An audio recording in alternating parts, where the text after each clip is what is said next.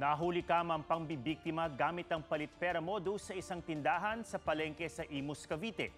Nagpanggap na bumili ng soft drinks ang dalawang babae. Nagbayad sila ng 1,000 piso na sinuklian ng tindera ng 877 pesos. Isinoli ng dalawang babae ang pinamili pero ang ibinilik nilang sukli sa tindera, 777 pesos na lang. Itinago umano ng dalawa ang 100 pesos. Nang ibalik ng tindera ang 1,000 pisong ibinayad, itinago ito ng dalawang babae, pinalitan ng itinagong 100 pesos at saka sinabing kulang ang ibinigay na pera sa kanila. Nagpasaklolo sa Bantay Bayan ang tindera. Naaresto sa isang sugalan ng dalawang babaeng tumangging magbigay ng pahayag.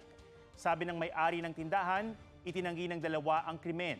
Pero nang ipinakita ang CCTV, lumuhod at nagmakaawa ang dalawa na huwag ikulong. Posibleng maharap sa reklamong swindling ang mga inarestong suspect. Patay ang isang lalaki matapos tambangan sa Arlegui Street sa Maynila. Naglalakad ang lalaki ng suguri ng isang lalaki at pagbabarilin. Kahit bumagsak na ang biktima, pinaputokan pa rin ito ng salarin bago tumakas sakay ng motorsiklo. Dead on the spot ang lalaking nagtamo ng tama ng bala sa ulo. Kabilang sa tinitignang motibo sa krimen ang away pamilya at negosyo ng biktima. Tinutugis pa rin ang salarin.